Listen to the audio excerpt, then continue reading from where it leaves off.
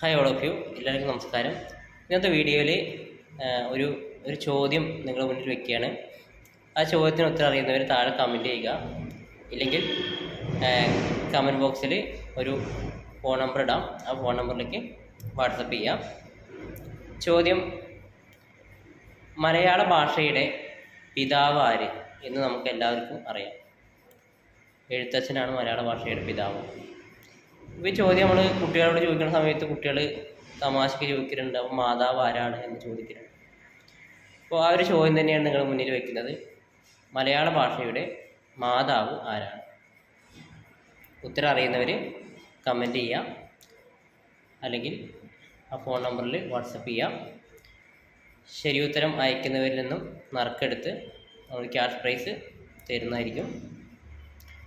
ചോദ്യം ഒന്നുകൂടി പറയാം: മലയാള ഭാഷയുടെ മാതാവ് ആരാണ്? Okay, by.